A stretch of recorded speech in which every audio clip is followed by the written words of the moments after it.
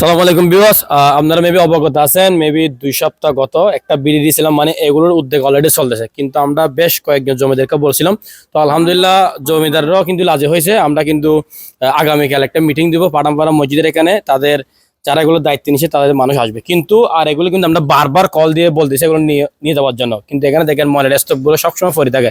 বিশেষ করে আমাদের পাঠানপাড়া কেন্দ্রে জামুইদে বেশ করে অনেক মানুষ মুসল্লিরা যায়, এখানে পরিবেশটা নষ্ট হয়ে যায়। একটু একটু হুজুর এই বিষয়ে কিছু বলতেন।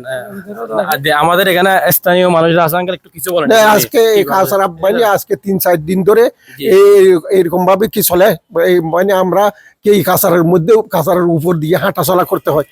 এই মসজিদে যাইতে পারতেছি না, মানে কোনো মেহমান আসলে আমাদেরকে কি মানুষ বলবে না কি বলবে এখানে।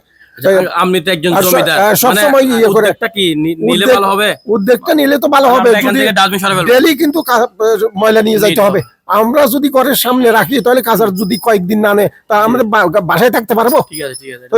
সুন্দরভাবে মানে কাজারাগুলি নিয়ে যেতে হবে, মানে সবসময় ময়লা টাকা দিবেন, নিয়ে যেতে হবে, নিয়ে যাইতে হবে, ডেলি নিয়ে যেতে হবে। আচ্ছা, উনি হচ্ছে আমাদের জমিদার মানুষ এখানে স্থানীয়। হুজুর কি বলেন এগুলো নিয়ে কিছু বলেন। এখানে বর্তমানে যেই ময়লা আবর্জনার পরিবেশ দূষণ হচ্ছে, এই পরিবেশ মানুষ মসজিদে যেতে পারতেছে না দুর্গন্ধের জন্য।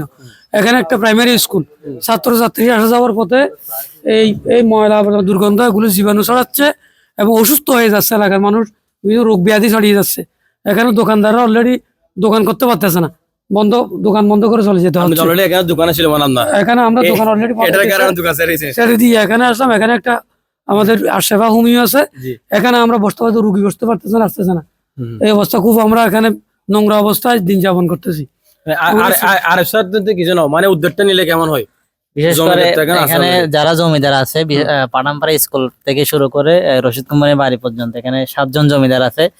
সবাই আলহামদুলিল্লাহ আমাদেরকে ভালো প্রতিশ্রুতি দিয়েছে। তারা প্রত্যেকটা গেটের সামনে একটা করে বড় ড্রাম রাখবে। যারা সিটি কর্পোরেশন ঠিকাদার ওরা যদি প্রতিদিন ময়লা নিয়ে যায় তাহলে পরিবেশটা সুন্দর থাকবে আর কি। এখানে রাস্তার পাশে যারা আছে, যিনি হানিফ ভাই সিটি কর্পোরেশনের দায়িত্ব আছে, ওনার সাথে আমি কথা বলছি, উনি কালকের মধ্যে ময়লাগুলো সরাবে। আর আমরা যদি এশারের পরে জমিদার এবং ঠিকাদারদেরকে নিয়ে বসি, হয়তো ইনশাল্লাহ সমস্যাটা অল্প সময়ে সমাধান হবে আর কি। তো ঠিক আছে বিকজ আমাদের এখানে কিন্তু সিটি কর্পোরেশনের মানুষ অলরেডি আমার ভিডিওগুলো দেখে, আমি জানি তারা জানে।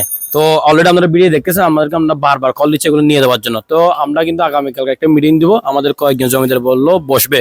তো আমরা কিন্তু এটা নিয়ে যাবেন, ডাস্টবিনটা আমরা উদ্যোগটা নিয়েছি। প্রতিটা জমিদারের বাসায় ডাস্টবিন থাকবে, এখান থেকে প্রতিদিন বাসায় নিয়ে যাবেন। আপনাদেরকে যেটা অ্যামাউন্ট বলছেন 60 টাকা মাসে, অ্যামাউন্টটা আমরা কিন্তু কয় টাকা, আচ্ছা এটা আমরা ডিফেন্ড করবো আর কি। বলে আপনি যখন কালকে আসবেন বলে কথা বলবো এগুলো নিয়ে। দেখেন এখানে ময়লার অবস্থাটা কিরকম। ঠিক আছে, আপনারা ভিডিও শেয়ার করবেন যেন আমাদের পরিবেশটা সুন্দর হয়, সবার উদ্যোগটা। হ্যাঁ আচ্ছা ঠিক আছে।